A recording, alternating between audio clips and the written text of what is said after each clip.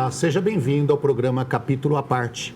Temos dito em várias vezes aqui no programa Capítulo à Parte sobre a responsabilidade dos jornalistas que são formadores de opinião. Aprendendo sempre, cada semana aprendendo um pouco mais, os jornalistas também têm que aprender um pouco mais sobre a responsabilidade que eles têm em passarem uma determinada informação. Nós somos formadores de opinião, repito, e quando a gente passa uma informação para o público, eles acreditam nessa informação, porque nós temos credibilidade perante eles. Então nós temos que estudar, nós temos que checar, nós temos que realizar vários tipos de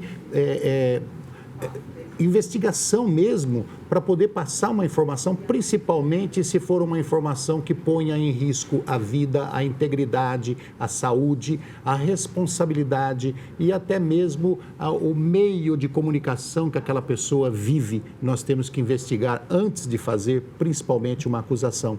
Nós vamos conversar hoje com Emílio Coutinho, que escreveu um livro sobre a escola base, que foi um escândalo que aconteceu em 1984, é isso? 94. Emílio, seja bem-vindo. Muito obrigado, agradeço o convite de estar aqui presente, é uma honra participar do programa Capítulo à Parte. Já gostei da correção, já comecei errando, né? 84, foi 94, só errei por 10 anos. Emílio, a escola base realmente foi um evento que aconteceu, não digo nem um evento local dentro de uma escola, foi um evento que aconteceu dentro do jornalismo brasileiro, uma pirotecnia, uma loucura de jornalistas querendo cada um aparecer mais que o outro e trazendo informações sem nenhuma checagem. O que realmente aconteceu lá em 1994? Para os jovens de hoje que não participaram muito bem da história, eram pequenos ainda, eu pediria para você fazer um retrospecto disso. Então, em breves palavras, né, o caso da escola base ocorreu em 1994. Eu era pequeno ainda na época, não lembro quando passou na televisão, não acompanhava, mas as pessoas da época ali, todo mundo que assistia televisão, assistia noticiário, é impossível não ter acompanhado, não ter ouvido falar desse caso, porque foi um caso onde uma escola na zona sul de São Paulo foi acusada, os donos da escola foram acusados por duas mães de abusarem sexualmente das crianças, né, que frequentavam aquela escola. E aconteceu que essas mães fizeram a denúncia para a polícia e, não contentes com o trabalho da polícia, que a polícia ainda ia começar, né, ia abrir um inquérito, ia começar a fazer o seu trabalho, essas mães já chamaram a imprensa e contaram ainda com a ajuda de um delegado. Esse delegado aproveitou aquelas luzes, viu ali uma oportunidade para crescer. Viu o palco. Viu o palco. Exatamente. E acabou que aquela simples acusação, era uma acusação grave, obviamente, mas aquela acusação foi crescendo e se juntou a boatos e aquilo começou a dar audiência. Foi uma época da Semana Santa, né, o começo da Páscoa já, então que na imprensa não tinha muita pauta, estava todo mundo em busca de uma pauta, de repente aparece uma bomba dessa e começou com um jornalista que deu a matéria, apareceu na Rede Globo inicialmente e se apareceu na Globo, apareceu na rede de TV que tem mais audiência nacional. Então, todo mundo foi atrás e foi se alimentando de boatos e o delegado do caso, que estava envolvido no caso, que era para investigar o caso, ele ficava dando entrevistas e não fazia investigação e alimentava mais ainda esses boatos. E aconteceu que a imprensa não fez o papel dela, que é ouvir os dois lados, ouvir também a fonte oficial, mas faltou a parte da checagem, faltou a parte da apuração, faltou a parte de perguntar, mas por que está ocorrendo essa acusação? Será que realmente esses donos da escola cometeram esses atos? Né? Deixa eu ver esse laudo do ML, vamos levar para alguém que entenda. Eu sou jornalista, não sou médico, não sou formado em medicina. Para mim, então, essas palavras aqui são difíceis, eu não vou compreender, então vou levar para um profissional, me traduzir isso. E não foi o que ocorreu. Infelizmente, a imprensa foi na linha do que das acusações, foi aceitando tudo aquilo e publicando. É claro, tiveram vários jornais, cada um foi seguindo o seu estilo, né, a imprensa, alguns mais sensacionalistas, como Notícias Populares, que colocava lá que a escolinha é motel, não, Kombi é motel na escolinha do sexo. Então, isso daí foi o título, a manchete no dia seguinte, que deu Notícias Populares, mas é claro, era um jornal sensacionalista, sempre foi.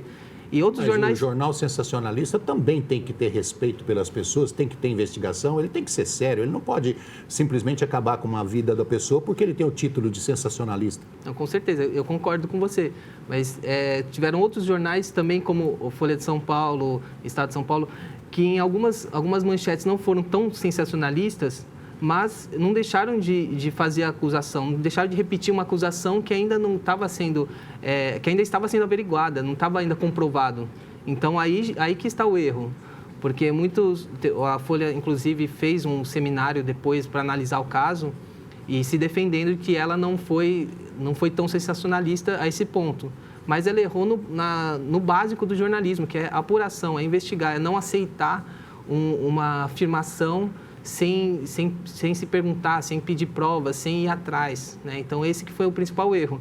E aconteceu que essas acusações que foram sendo feitas e que a imprensa foi ecoando, então, falando não só desses donos da escola, mas também de pais que também podiam estar envolvidos nessa suposta rede de pedofilia, então a imprensa começou a colocar o nome desses pais, o nome dos donos da escola, colocou o endereço completo da escola, com o endereço de uma das casas dos donos da escola, né? E aconteceu que a sociedade, né, todo mundo acompanhando aquilo, quis fazer justiça com as próprias mãos. E foi o que ocorreu. Eles destruíram com a escola, acabaram com a escola, que estava sendo construída, estava começando. Picharam também a casa de um dos donos da escola, ameaçaram de morte, eles tiveram a vida arruinada, tiveram que se esconder, tiveram que fugir para não serem mortos. Eles sofreram os piores tipos de agressão, não só física, mas também psicológica, inclusive da polícia, para que eles pudessem confessar um crime que eles não sabiam nem por que estavam sendo acusados. E no final, depois de 3 meses de investigação, aí sim foi uma investigação mais séria, porque o delegado foi retirado do caso e colocaram outros 2 delegados para investigar. Eles investigaram do zero e viram que não tinham provas. Então, aquele inquérito foi arquivado por falta de provas e é o princípio básico do direito, né? Que não se pode dizer que alguém é culpado até que se tenha provas disso. Então, todo mundo é inocente até que se tenha provas em contrário. Só que 3 meses depois de aparecer o seu nome num jornal, no rádio, na televisão, aparecer a sua fisionomia, o seu endereço, isso aí quem que vai pagar? Né? Esse foi um dos principais erros. Então, foi fazer essa divulgação dessas acusações sem ter provas e passar informações a mais para a sociedade que não seria necessário. Não era necessário mostrar a foto deles, sendo que não era... Mesmo que eles fossem culpados... Não, é proibido. Eles são suspeitos, não são condenados. Exatamente. É proibido. Vê se o jornalista tem coragem de chegar sobre uma acusação em cima de um senador, ou de um governador, ou de um presidente e falar assim, ele é. Não, ele é suspeito de. Exatamente. Né? Aí eles pesam um pouquinho mais. Então, a gente tem que falar seriamente a respeito disso, porque é um caso que não pode ser esquecido no âmbito do jornalismo brasileiro. Não pode ser esquecido, porque o furo de reportagem é uma coisa que é óbvio, todo jornalista procura o furo de reportagem, é uma coisa que dá notoriedade para ele, mostra que ele está à frente da notícia, mostra que ele está dentro do foco do acontecimento. Ok, mas eu, particularmente, prefiro ler uma reportagem mais embasada em fatos, em pesquisas, em documentário. Eu prefiro ler uma reportagem que venha com as suas fontes colocadas ali como critério básico da informação do que simplesmente uma correria de hienas atrás do morto. Exatamente. E o jornalismo precisa aprender isso. Eles não podem simplesmente correr como hienas atrás da presa. né? E dane-se o que vai acontecer. Não é assim que funciona. Nós temos que, hoje, principalmente hoje com a internet, principalmente hoje com as redes sociais, você estava me contando agora há pouco o caso daquela mulher na Baixada Santista, não foi isso? Coisa impressionante que a população faz quando se junta em turma, como todo mundo acredita na opinião de um jornalista, quando todo mundo acredita no que está ouvindo e vai e faz barbaridades. O homem é perigoso quando se junta em turma. O homem é perigoso quando se junta em multidões. Então, nós temos que tomar cuidado ao passar esse tipo de notícia. Com certeza. O que te levou a pesquisar sobre a escola básica, já que você era criança na época? Então, eu conheci o caso mesmo foi na faculdade. Foi no primeiro ano de faculdade, ouvi falar sobre esse caso e, claro, em primeiro momento todo mundo ficou impactado, fala assim, nossa, mas isso é verdade que aconteceu isso? Verdade que saiu na manchete uma... Posso falar uma coisa para você? Todas as faculdades de jornalismo hoje em dia traz a escola básica como uma matéria de 1, 2, 3, às vezes 4 aulas seguidas. Mas, na verdade, existem microcasos por aí, espalhados, de monte, que me parece que não está surtindo muito efeito trazer isso para a escola de jornalismo.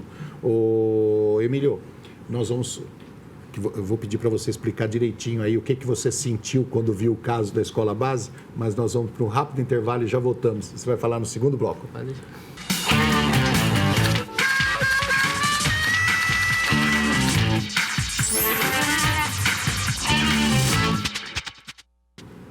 Estamos de volta com o programa Capítulo à Parte, hoje conversando com o jornalista Emílio Coutinho, que é fundador do site casadosfocas.com.br. Se você quiser saber notícias para principalmente os novos jornalistas, né, os estudantes de jornalismo, entra lá no site www.casadosfocas.com.br. Já é famoso entre os estudantes de jornalismo, mas aquele que não é estudante de jornalismo também pode entrar lá para fuçar, saber alguma fofoquinha do meio, né? Ele escreveu Escola Base como trabalho de conclusão de curso da sua faculdade.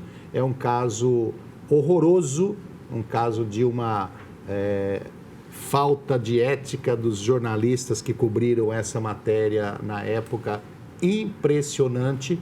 Ele explicou no primeiro bloco tudo o que aconteceu nessa escola, tudo o que aconteceu com a vida dos donos da escola, por uma informação mal dada, na minha opinião, uma informação sem nenhuma checagem, por duas mães que também foram malucas em passar esse tipo de informação. Quero fazer uma correção no que eu estou falando aqui, que é o seguinte: as mães denunciaram que os filhos estavam recebendo abuso dentro da escola. Não estou dizendo para as mães não fazerem denúncia. As mães que perceberem que os seus filhos têm comportamento inadequado, que está psicologicamente abalado, que tem medo de ir para a escola, deve sim investigar, deve sim conversar com seus filhos, deve sim fazer até uma denúncia para a polícia, conversar com outras mães, mas não fazer escândalo, chamar a imprensa e derrubar a escola, fazer um caos na vida da pessoa, porque de repente, como aconteceu na escola base, 3 meses depois se prova que não existia absolutamente nada daquilo e que os donos eram inocentes. Bom, nós estamos... isso foi o primeiro bloco. Nós estamos conversando, terminando o primeiro bloco, você estava falando que se entusiasmou pela história, né? Que foi dado como aula para você, e aí você falou, nossa, eu preciso investigar esse assunto. Exatamente. Eu tive contato com esse caso na faculdade, só que eu via que era um caso que tinha uma gravidade muito grande, mas era apresentado como algo muito do passado. Vários colegas meus não tinham nascido ainda, ou estavam nascendo naquela época, então parecia que foi um caso que realmente abalou essas famílias, mas que ficou por lá, ficou em 94. Mas eu acho que você fez bem, a gente precisa ressuscitar isso. Nós precisamos ressuscitar a nossa história de uma maneira geral. Nós precisamos de ressuscitar a história do descobrimento do Brasil. Nós precisamos de ressuscitar a história de todas as campanhas políticas lá do passado, onde os negros não podiam votar, onde as mulheres não podiam votar, onde tudo isso precisa ser ressuscitado, porque isso faz parte da nossa história e serve como lição para que não haja repetição da coisa. Então, você fez muito bem. Com certeza.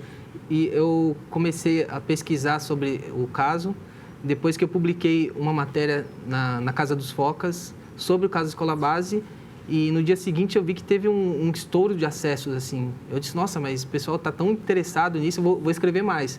E eu comecei a pesquisar na internet e não tinha quase nada quando eu comecei a pesquisar. E daí eu disse, por que tem um interesse tão grande e é algo tão abafado, assim? Aí disseram também, me disseram que a imprensa mesmo não gosta de ficar lembrando esse caso, porque é uma vergonha, obviamente. Sim. E eu só encontrei um livro até então que falava sobre o caso Escola Base, que é o livro do Alex Ribeiro, que ele escreveu no ano seguinte e também foi um trabalho de conclusão de curso. Mas uma perguntinha aqui, entre parênteses, você continua o seu assunto. Será que a grande imprensa que não gosta de falar sobre esse assunto aprendeu a lição? Deixar um ponto de interrogação, você não precisa responder, não, só deixar um ponto de interrogação aí. Será que eles aprenderam? Será que eles realmente estão dentro da ética? Será que eles procuram ser justos com todos, com os de dentro e com os de fora, com os do partido A ou do partido B? Será que nós estamos? Será que a grande imprensa está fazendo isso? Deixa aí um ponto de interrogação, continua. E o Alex Ribeiro, ele escreveu um livro que está muito bem escrito, que está com todos os detalhes, porque ele, na época que aconteceu o caso, ele estava fazendo o TCC. Ele viu que era um case interessante e ele acompanhou tudo, então ele escreveu com os mínimos detalhes ali o que aconteceu na época. Só que eu quis atualizar, porque eu pensei, o que aconteceu com essas pessoas hoje em dia, né, depois de 94, depois que o caso foi arquivado, como que elas estão hoje em dia? 24 anos atrás. Você chegou a entrevistar as mães? Fizeram a acusação? Eu fui atrás de cada um dos principais personagens. Eu tive contato com todos. Alguns não quiseram falar comigo. Por exemplo, uma das mães chegou a marcar de conversar comigo. Ela disse, mas você é jornalista? Eu disse, eu sou estudante de jornalismo e é um trabalho de conclusão de curso. Eu estou fazendo um livro. Eu pretendo depois, se tudo der certo, publicar esse livro. Mas eu ainda não sou jornalista, mas estou fazendo trabalho de jornalismo. Sofrido também, né? Com certeza, com certeza. Porque elas não esperavam a repercussão que deu? Não. Talvez elas tenham sido vítimas também. Eu digo que, nesse caso, todos saíram vítimas. Tanto os acusados, como quem acusou, como o delegado e a própria imprensa também, né? De alguma forma, todos saíram vítimas porque não tiveram noção do que aquilo ia causar na vida dessas pessoas. Eu diria para você que, pelo que eu vi na época, eu acompanhei de perto, eu não acho que o jornalismo saiu como vítima, não. Isso é uma opinião minha, tá? Não acho. Porque o jornalista, ele tem uma escola, ele tem uma faculdade, ele passa 5 anos ali na escola aprendendo. Depois ele tem mais os tempos de casa, né? De estrada. Será que ele não percebe que ele falando, ele pode causar um grande mal a alguém? Então, na hora do boom, da euforia. Na hora da euforia, na hora da pauta que está correndo, na hora que você precisa dar o furo, está fechando a deadline, aí, assim, às vezes, infelizmente, isso acontece, né? É um risco que todos nós corremos, né? Todos nós jornalistas corremos, e a gente tem que ficar sempre atento. Então, por isso que é bom sempre lembrar do caso Escola Base. E eu sinto que isso realmente deixou alguns jornalistas, não digo o jornalismo, porque às vezes a gente fala o jornalismo daquela época, mas não é um jornalismo, parece um ser etéreo, assim, não. São pessoas, né? Os jornalistas da época, sobretudo os que cobriram o caso, tem alguns que eu tentei conversar que eles não quiseram falar, que eles não falam mais sobre o caso, eles não querem mais tocar, porque eles alguns se sentem culpados, outros ainda têm revolta, tem inclusive jornalista que acredita que realmente essas pessoas cometeram esse crime, enfim. Você chegou a conhecer os donos da escola? 2 deles faleceram, né, que é um casal de japonês, que era a Maria Aparecida Shimada, faleceu em 2007, e o marido, que é o Ikushiro Shimada, foi em 2014. Eu não cheguei a conversar com eles, eu conversei com familiares para saber o que aconteceu com eles desde então. E a Paula, que era a prima... Você imagina o japonês, do jeito que tem a cultura deles de se punir, né? Eu imagino como eles devem ter vivido, assim, se recolheram e acabou a vida deles ali. Foi praticamente isso. Acabou a vida. E morreram depois de muitos anos, mas viveram presos, enclausurados. Não tocaram mais nada. O prédio, que é hoje lá? O prédio, ele depois, ele se tornou... Eles tiveram que restaurar tudo o que foi quebrado, o prédio era alugado. Eles tiveram que restaurar tudo, não sei de onde eles tiraram dinheiro para devolver. Depois eu sei que se tornou um buffet, depois virou FEBEM, até que foi demolido e hoje em dia tem uma espécie de um condomínio ali. Não sobrou nem pedra sobre pedra. Dos jornalistas, você não conseguiu falar com nenhum que cobriu? Consegui. Conversei, para esse livro, eu conversei com o Valmir Salário, que foi o repórter da Globo, o jornalista, o primeiro que deu a notícia em si. Não foi o primeiro a ter a notícia em mãos. O primeiro foi o Silveira, Antônio Carlos Silveira, do Diário Popular, só que ele achou estranho e resolveu não publicar. E o Valmir Salário, ele recebeu essa notícia e, como ele confiava muito no delegado, enfim, ele acabou dando a notícia. E eu conversei com ele exatamente sobre isso aqui para o livro. E o delegado? Você chegou a falar com ele? Cheguei a falar com o delegado. Foi difícil encontrá-lo, porque ele, obviamente, ele saiu da região onde ele estava e foi mandado para um extremo da cidade. E quando eu encontrei com ele, eu falei do caso Escola Base. Quando eu falei Escola Base, ele já se fechou e falou, não falo sobre isso, e me deixou sozinho ali. Mas por isso que eu digo assim, todos ainda, mesmo depois de passado 2 décadas, todos ainda sentem ainda as consequências, né, desse caso. Você vê como foi grave esse assunto, quer dizer, ninguém quis, nem o delegado. O delegado hoje poderia falar, não, eu fui induzido também pelos jornalistas que ficaram pressionando, não tive tempo de fazer uma investigação, né? Falei e aconteceu tudo isso, é impressionante. Bom, o livro Escola Base está à venda em alguma livraria? Está pela Nas editora... 2 casas do ramo? Está pela editora Casa Flutuante. E também tem na Martins Fontes, na livraria Martins Fontes. Mas também, pode comprar pelo site aqui também o seu? Sim, você pode fazer solicitação pelo site da Casa dos Focas também. Fora o livro Escola Base, você tem algum outro livro publicado? Não? Atualmente não. Estou trabalhando num segundo livro, também sobre o caso Escola Base, só que aprofundando um outro aspecto dele. Ah, que ótimo. Não vou perguntar não, vai deixar em suspense. Em breve vai. Vai deixar em suspense. Mas se você quiser conversar um pouquinho com o Emílio Coutinho, entra no site dele, lá tem um negócio de pergunta e resposta. Sim, pode fazer pergunta por lá. Imagino que os alunos de jornalismo devem encher você de perguntas o dia inteiro, né? Eu recebo muitos e-mails, o pessoal mais perguntador que tem, né? Sim. Jornalista. Mas eu recebo e-mails também de gente jovens ainda que não estão nem na faculdade ainda. Tem, às vezes, gente que tem vontade de fazer jornalismo. Que quer ser jornalista e fala, meus pais não querem deixar eu ser jornalista, o que eu faço? Ou gente que fez outra graduação, fez direito, mas sempre sonhou em ser jornalista, agora já está com uma idade um pouco mais avançada, será que posso fazer? Faço, não faço? Então, às vezes, acabo sendo o conselheiro ali, né? Então, se você pretende fazer jornalismo, fazendo jornalismo ou pretende fazer jornalismo, já pode adiantar uma das aulas que terá aí no 3º ano, mais ou menos, é por aí que eles dão essa matéria, no 3º, 4º ano, Escola Base, escrito pelo Emílio Coutinho, conta o escândalo, um dos maiores erros jornalísticos do Brasil, que acabou com a vida não na questão de morte, mas acabou com a vida, a carreira de professores que atuavam nessa escola por causa de uma acusação de 2 mães que não foi checada e não foi devidamente investigada pelos jornalistas.